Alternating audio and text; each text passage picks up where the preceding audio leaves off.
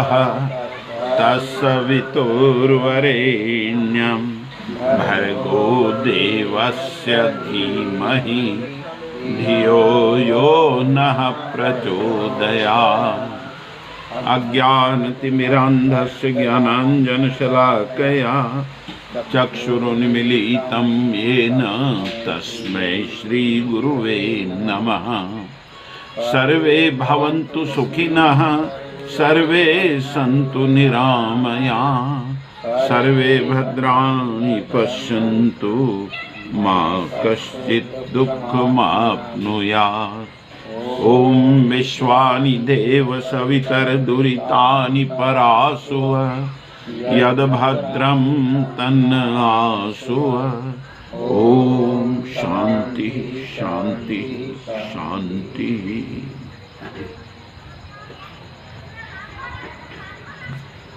कल का विषय था कि चोर न बने,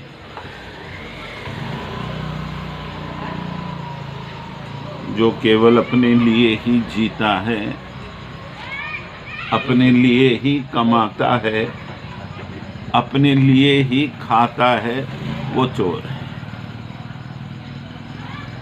कर्तव्य के अभाव में किया गया कोई भी काम ये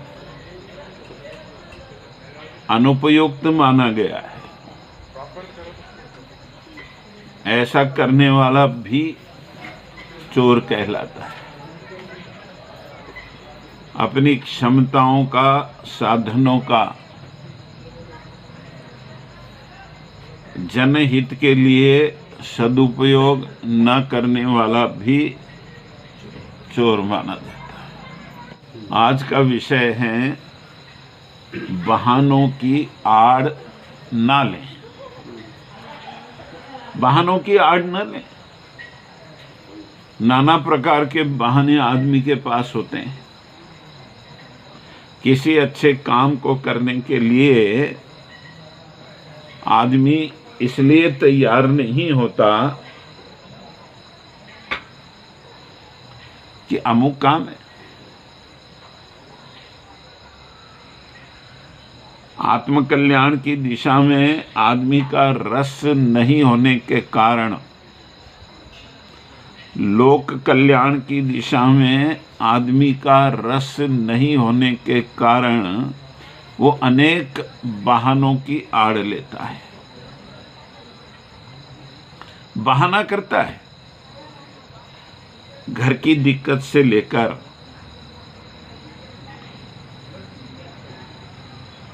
व्यावसायिक दिक्कतें, ऑफिस की दिक्कत,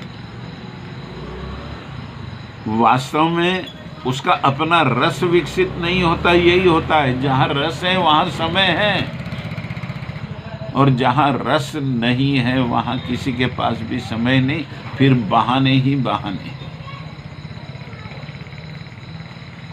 तो गुरुदेव कहते हैं कि बहानों की आड़ न लें। युग संधि की ऐतिहासिक परिवर्तन बेला का मुख्य पर्व इन्हीं घड़ियों में आ पड़ा है। युग संधि की ऐतिहासिक बेला, ये संधि बेला है। पहला युग जाना है और नया युग आना है। इसके बीच एक संधि काल होता है। दिन और रात्रि के बीच,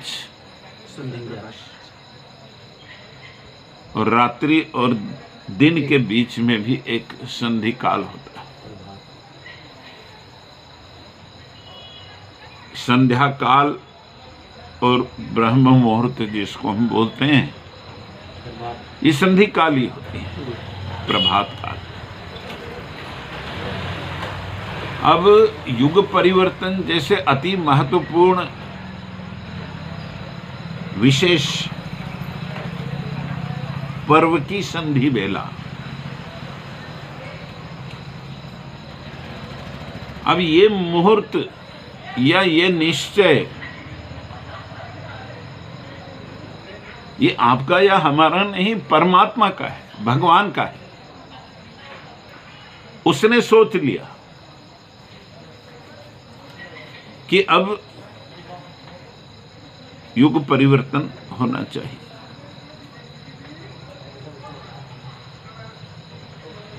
योगी अरविंद जी एक जगह ये कहते हैं कि अध्यात्म को निद्रावस्था में धकेला गया है, इसलिए कि भौतिक पदार्थ विज्ञान का विकास होना भी आवश्यक था। ये स्लीपिंग में गया तो इसका विकास हुआ।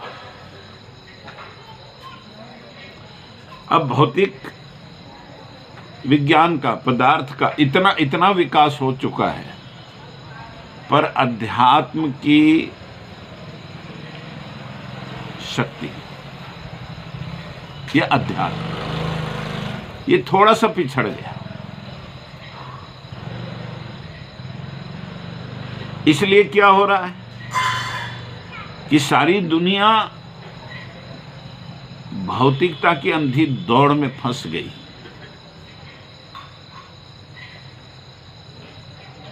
चारों ओर खींचातानी है, जमाखोरी है, संग्रह की प्रवृत्ति इतनी बलवती हो चुकी है कि आदमी संसार की सारी संपदा अपने ही पास हो ऐसी इच्छा करता है और उसी के लिए प्रयत्न करता है। तो फिर से अध्यात्म को जगाना पड़ेगा। धर्म और विज्ञान का समन्वय गुरुदेव कहते हैं। अध्यात्म का विज्ञान फिर से जीवित करना पड़ेगा, सक्रिय उसको होना ही होगा। तब दोनों के समन्वय से, बाहरी प्रगति और भीतरी प्रगति के समन्वय से एक साधनों को उत्पन्न करें और दूसरा उपयोग सिखाएं। ऐसे समन्वय की आवश्यकता है और ये योजना भगवान की है परिवर्तन की। परिवर्तन का मतलब तो ये बदल कहां होगा? ये हम सब के मानस में होगा, अंतस में होगा।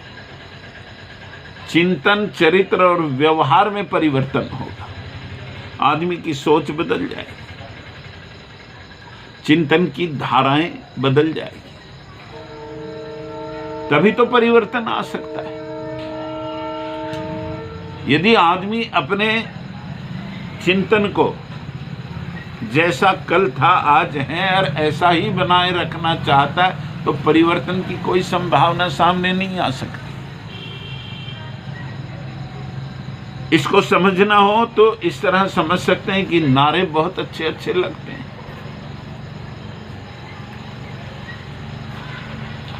और धार्मिक कर्मकांड भी चारों ओर हो रहा है।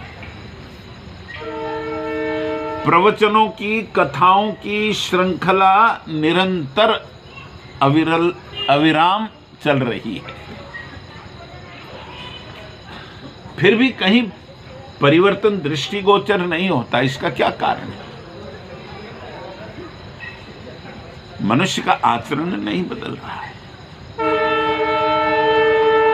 मनुष्य जिन अच्छे विचारों को अपनी सहमति जता रहा है उसको अपने आचरण का हिस्सा भी नहीं बना पा रहा है, इसलिए परिवर्तन हमसे थोड़ा दूर है। जो पीढ़ी इसको आत्मसात करने के लिए साहसपूर्वक खड़ी हो जाएगी तो परिवर्तन भी उतरता हुआ, दृष्टिगोचर होता हुआ दिखाई देगा। आज तो हम बहानों की आड़ लेते हैं, अभी हमारी आवश्यकताएं पूरी नहीं हुई, इसलिए अपनी सारी सामर्थ्य को जो है उसी एक विषय के साथ जोड़कर झोंक देते हैं। गुरुदेव कहते हैं कि उस परिवर्तन के मुहूर्त को इसलिए नहीं टाला जा सकता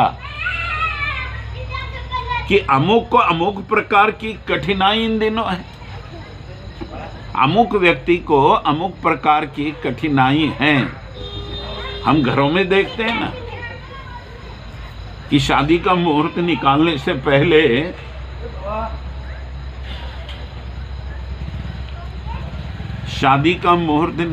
से पहले हम सोचते हैं किसी को कोई दिक्कत तो नहीं है, करीब के रिश्तेदार आएंगे कि नहीं, उनकी कोई इस मुहूर्त में असुविधा तो नहीं है।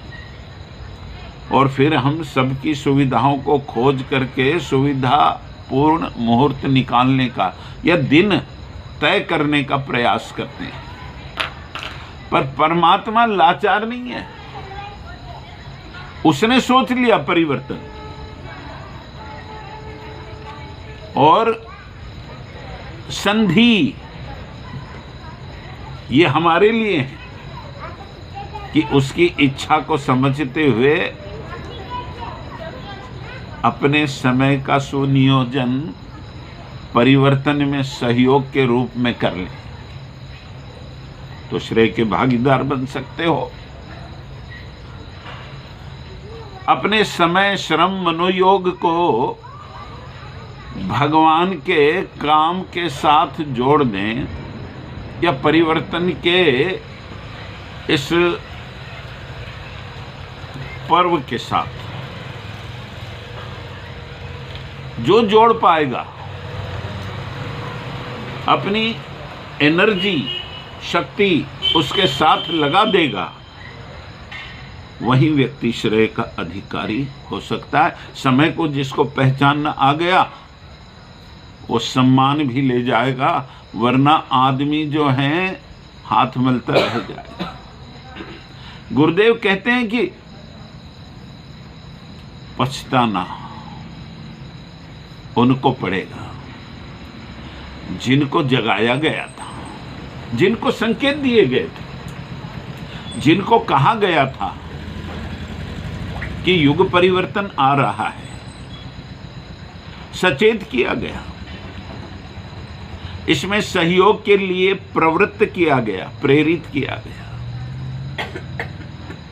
फिर वास्तविक और अवास्तविक बहानों की आड़ लेकर जिन्होंने अपने आप को इससे अलग रखने की कोशिश की, वे अनंत काल तक पछताते रहे। इसलिए कहा जा रहा है कि बहानों की आड़ मत लीजिए, प्रवाह के विरुद्ध चलना है, इसलिए सोचना है, इसलिए साहसपूर्वक संकल्पित होना है। अब किसी की कठिनाई को कैसे देखा जा सकता है? और ऐसे तो सबकी कठिनाइयां ही कठिनाइयां हैं, फिर तो ये मुहूर्त कभी साकार होगा ही नहीं, परिवर्तन आएगा ही नहीं। आज आपको दिक्कत है, कल मुझे दिक्कत है, परसों इनको दिक्कत है, और संसार में अनेक लोगों को रोज दिक्कत है। तो परमात्मा निर्णायक है, निर्णय लिया है उसने, उसकी सृष्टि है, वो मालिक है। उसने सोच लिया कि अब इसमें परिवर्तन आना अवसंभावी है। मनुष्य जाति को जब जब भी वो त्रासदी से गुजरती है तो सचेत किया जाता है, अपनी गलतियों को ठीक करने के लिए संकेत दिए जाते हैं और देवदूत आते हैं उसके लिए, प्राज्ञ पुरुष आते हैं संसार में। लेकिन हम सांसारिक सुखों में और विषयों में इस कदर लिप्त होते हैं कि इससे बाहर निकलने के लिए सोचते ही नहीं, बहानों की आड़ लेते रहते हैं।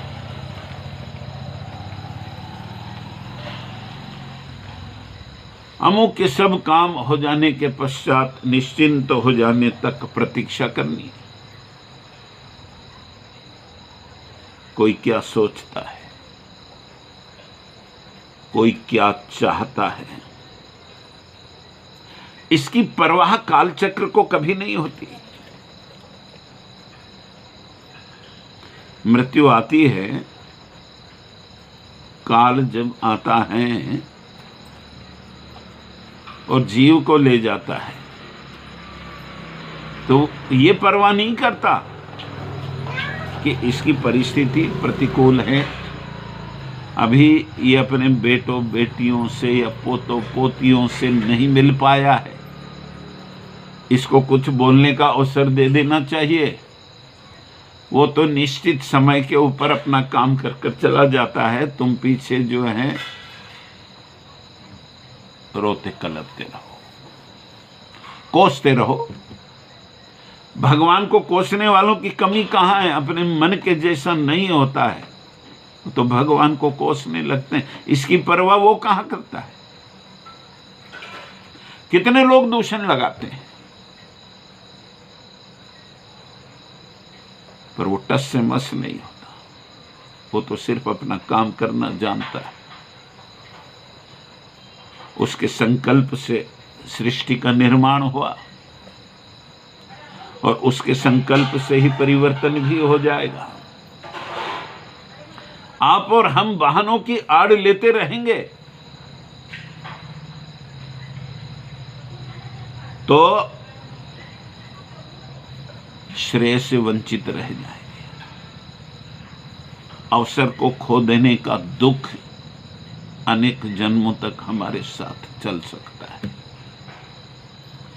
एक जगह गुरुदेव कहते हैं कि बेटा ये ऐसा काल है, ऐसा अवसर है कि हजारों वर्षों की तपश्चर्या करने के पश्चात जो उपलब्धियां मनुष्य को प्राप्त होती है मुक्ति तक की, वे संधि काल के कुछ ही वर्षों में सहज प्राप्त हो सकती है, बशर्ते कि हम अपने आप को समर्पित करें परिवर्तन के कार्य के लिए। और समर्पण का अर्थ नारे लगाना नहीं है, सुविधा से सेवा करना नहीं है। समाज की समय की आवश्यकता को देखते हुए उसकी आपूर्ति के लिए अपने स्वार्थ भले ही पिछड़ जाएं, ये काम नहीं पिछड़ना चाहिए, इतनी तैयारी होनी चाहिए। इस तरह जिसको अपने आप को झोंकना आता है, ऐसा कोई भी व्यक्ति इस संधि बेला में अपने आप को उस स्तर की उपलब्धि से विभूषित कर सकता है। और काल चक्र कभी परवाह नहीं करता, ये समझते हैं, वो कहते हैं आगे की बादलों की तरह कड़कता और बिजली की तरह चमकता और घटा की तरह घन घोर बरसकर जल जंगल एक करके चला जाता है। ये काल चक्र का कमाल, ये काल चक्र की सामर्थ्य कि वो बादलों की तरह कड़कता, बिजली की तरह चमकता और घटाओं की तरह घन घोर बरसकर जल जंगल को एक कर कर चला जाता है।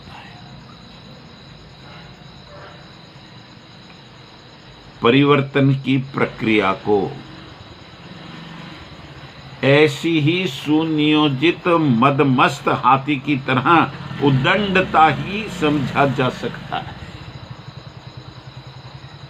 मदमस्त हाथी परवाह करता है कि अपनी चाल चलता है,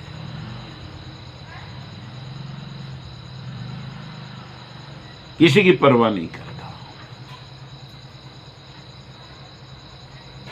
काल चक्र भी किसी की परवाह नहीं करने वाला, इस समझने का विषय है।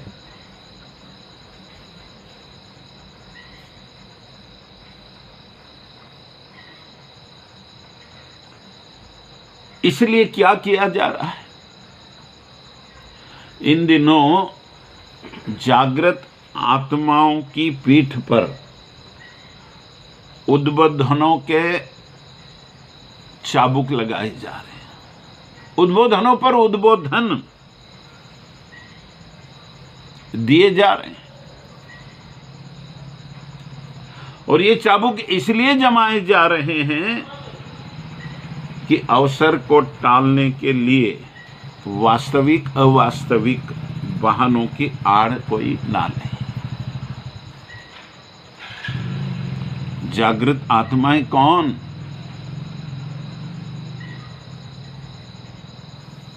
कौन है जागृत? जो सक्रिय हो गया वो जागृत। जिसने मान लिया, जान लिया और अपना लिया वो जागृत। भाषणबाज तो जागृत नहीं माना जाएगा। उपदेष्टा जागृत हो जरूरी नहीं है। कोई अधिकार पर बैठा हुआ अधिपति जागृत हो ये जरूरी नहीं है।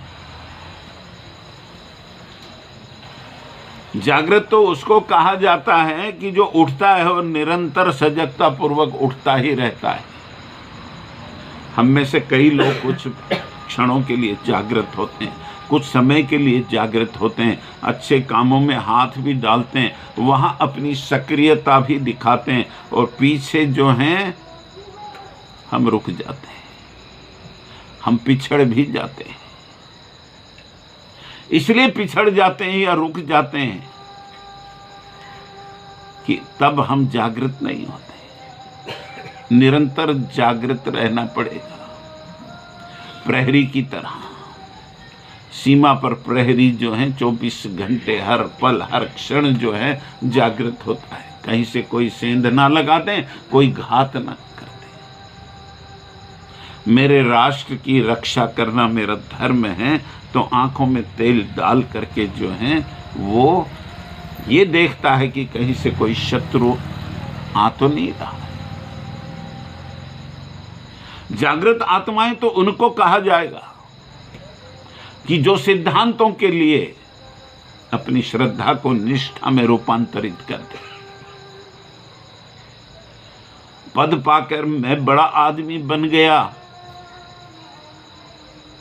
ये मानना ही जागरण से परे होना है। जितना बड़ा हुआ उतना अधिक विनम्र होना और उतना ही अधिक आचरणशील होना अत्यंत आवश्यक है। इसके बिना हम जागृत है कहां? गुरुदेव के संदर्भ में ये कहा जाता है कि एक दिन माता जी ने मौसम्बी का जूस उनके लिए भेज दिया।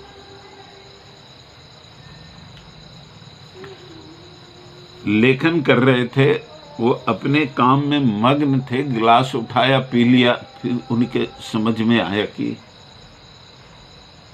ये क्या किया। तो उल्टियां कर कर निकाला उसको। उन्होंने कहा कि मैं औसत नागरिक की हैसियत से ऊपर की किसी भी वस्तु या साधन का उपयोग नहीं कर सकता।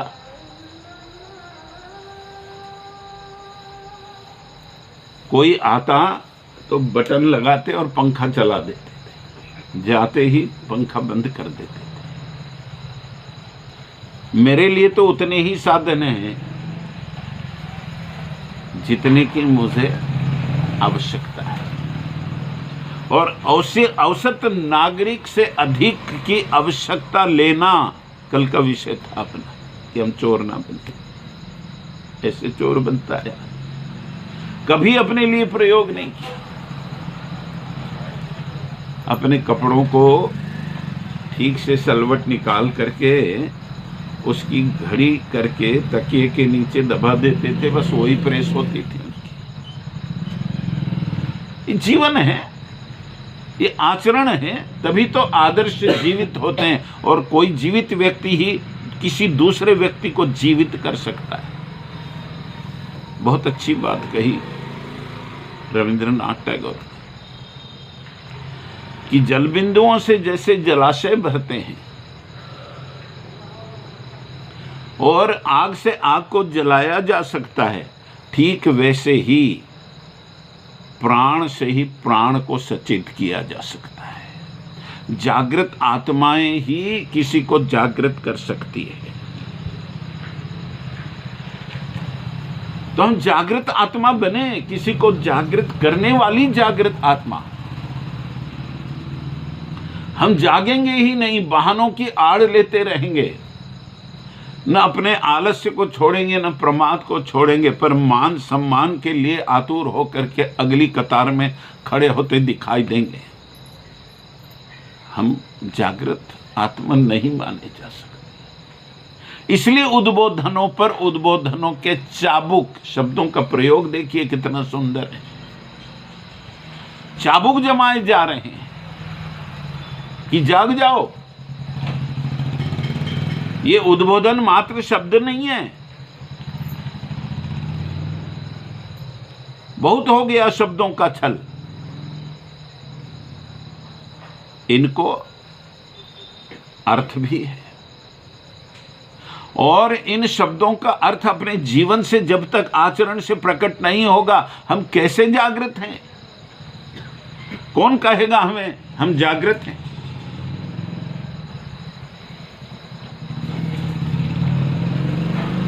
समाज में परिवर्तन आना चाहिए, बिगड़ी हुई व्यवस्थाएं ठीक होनी चाहिए, प्रथाओं में परंपराओं में सुधार होना चाहिए।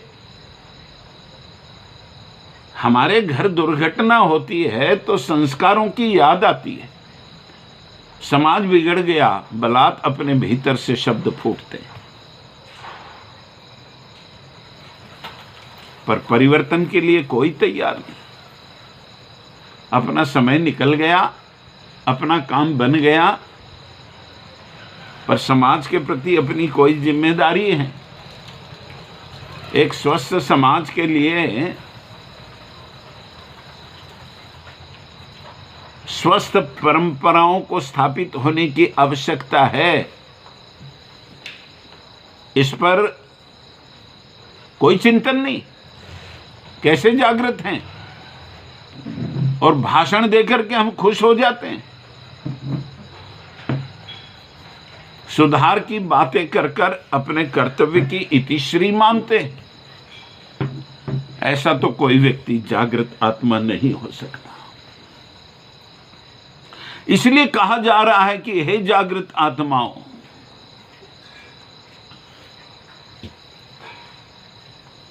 इस अवसर को टालने के लिए वास्तविक या अवास्तविक बहानों की आड़ मत लीजिए। दो काम एक साथ खड़े हो जाते हैं। अपना भी आवश्यक होता है और समाज के काम की जो जिम्मेदारी का वहन करना होता है वह भी आवश्यक होता है। पर वास्तविक कारण होते हुए भी शिवाजी महाराज के सरदार तानाजी ने पहले शादी कोंडाना की और फिर अपने बेटे रायबा की। वास्तविक कारण था, पर उसको भी बहाना नहीं बनने दिया। यह है इतिहास की प्रेरणा। यह है जागृत आत्मा का लक्षण। तो परिवर्तन जैसे महानतम कार्य को संपन्न होने के लिए अपना योगदान लगे तो बिना जागृति के कैसे संभव है?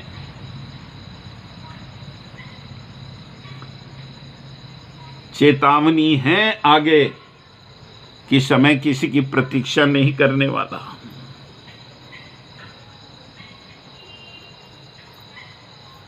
समय बड़ा बलवान है, किसी की भी प्रतीक्षा नहीं करता। किसी दार्शनिक ने बड़ी सुंदर बात कही कि समय पीछे से गंजा होता है और सामने बाल होते हैं। जिसने समय को पहचान लिया और सामने से पकड़ लिया, उसकी पकड़ में तो समय आ गया और एक बार आगे निकल गया तो पीछे गंजा है, हाथ में कुछ नहीं आएगा, समय आगे निकल जाएगा। सिर्फ पछताना पड़ेगा। पछतावे के सिवा, पश्चाताप के सिवा हमारे हाथ कुछ नहीं लिए। अरे बड़ी भूल की। अनेक लोग मृत्यु से पहले पश्चाताप करते हुए अश्रु बहाते हैं कि सूर दुर्लभ मानव जीवन अवसर के रूप में मिला था और हमने बहानों की आड़ में उस अवसर को गंवा दिया, अज्ञानता के कारण। अच्छा, ज्ञान देने वालों की कमी नहीं थी, ऐसे शास्त्र घर घर में मौजूद हैं, सबको सुलभ उपलब्ध हैं, पर जिज्ञासा ही नहीं है। उस दिशा में आदमी का चिंतन विकसित ही नहीं हो रहा है, प्रवृत्त ही नहीं हो रहा है। क्या करोगे? तो अलभ्य अवसर आकर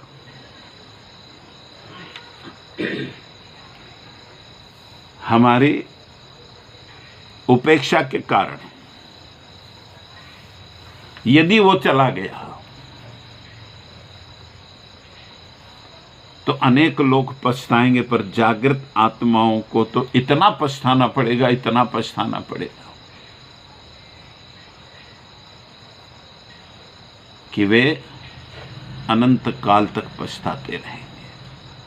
और ये समय अपने पर नहीं आए। समाज का हर क्षेत्र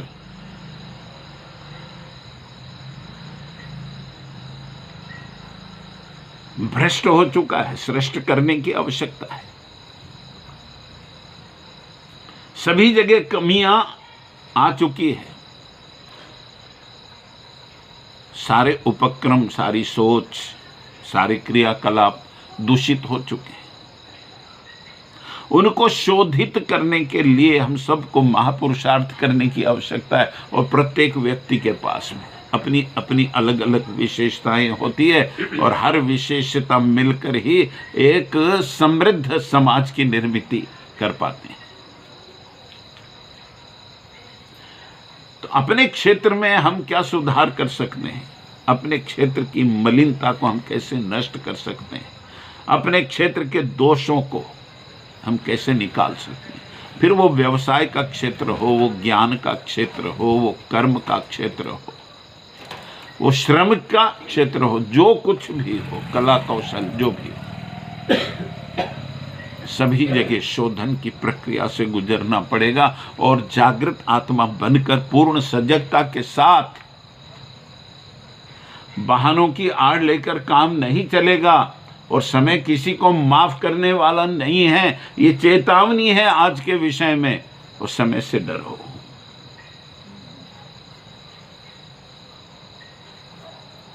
जिसको ये बात समझ में आ गई वो अपने जीवन के प्रत्येक क्षण का और अपनी क्षमताओं का उपयोग करने का नियोजन कर सकता है आज से, अभी से। ओम शांति ही शांति ही शांति। विधाता तू हमारा है, तू ही विज्ञान दाता है। बिना तेरी दया कोई नहीं आनंद पाता है। तितिक्षा की कसौटी से जिसे तू जांच लेता है, उसी विद्याधिकारी को अविद्या से छुड़ाता है। विधाता तू हमारा है, तू ही विज्ञान दाता है। सताता जो नरों को न धोखा आप खाता है, वही सद्भक्त है तेरा सदाचारी कहता है। विधाता तू हमारा है, तू ही विज्ञान दाता है।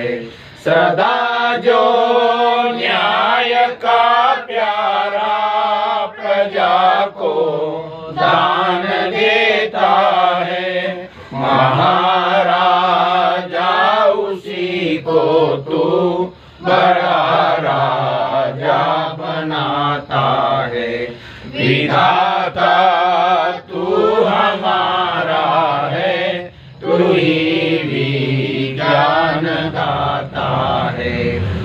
तुझे जो धर्म को धारा कुकर्मों की बहाता है, न ऐसे नीच पापी को कभी ऊंचा चढ़ाता है। विधाता तू हमारा है, तू ही विज्ञान दाता है। स्वयंभू शंकरानंदी तुझे जो जान लेता है, वही कैवल्य सत्ता की महत्ता में समाता है। विधाता तू हमारा है, तू ही विज्ञान दाता है। बिना तेरी दया कोई नहीं आनंद पाता है। भगवान सत्य, आपकी जय हो। भगवान सत्य, आपकी जय हो। भगवान प्रेम, आपकी जय हो। भगवान प्रेम, आपकी जय हो। भगवान न्याय, आपकी जय हो। भगवान न्याय, आपकी जय हो। ओम शांति शांति शांति। सर्वारिष्ट सुशांतिर्भवतु। सभी को प्रणाम। श्री